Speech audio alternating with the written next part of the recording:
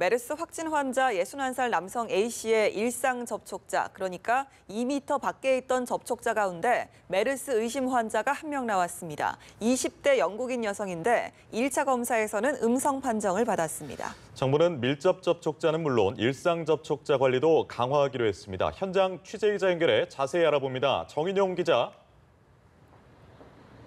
네, 저는 서울대병원 앞에 나와 있습니다. A씨는 현재 이곳 진료 지원동에서 격리 치료를 받고 있지만 상태는 심각하진 않은 상황입니다. 먼저 메르스 의심 환자 소식 전해드리겠습니다. 질병관리본부는 메르스 의심 환자가 한 명 발생했다고 밝혔습니다. A씨와 비행기를 함께 탔지만 2m 밖에 있었던 일상 접촉자 영국인 20대 여성 B씨입니다. B씨는 열이 나고 기침을 하는 등 증상이 나타나 의심 환자로 분류됐고 국립중앙의료원에 격리된 채 1차 검사를 받은 결과 음성으로 판정됐습니다.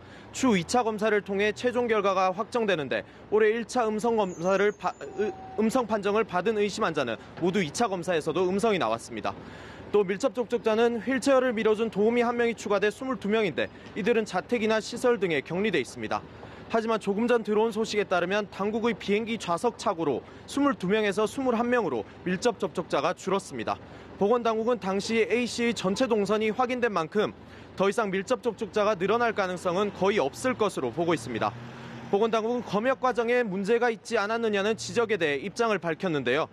A씨가 중동을 다녀왔는데도 귀국돼 검역이 제대로 이뤄지지 않은 건 당시엔 10일 전에 나타났던 설사 증상 외에 전달받은 것이 없어 메르스 의심 환자로 분류하지 못했다고 설명했습니다. 또 A씨가 탄 비행기 앞뒤 3열만 밀접 접촉자로 분류한 이유는 A씨를 조사할 때 기침 같은 호흡기 증상이 없어 메르스가 침을 통해 전염된다는 점을 감안했기 때문이라고 설명했습니다. 네, 보건당국이 일반 접촉자들에 대한 감시 체계도 강화하겠다고 발표를 했다고요. 네, 그렇습니다. 보건당국은 밀접 접촉자들에 대한 관리는 물론 일상 접촉자 440명에 대해서도 모니터링을 한층 강화할 방침인데요.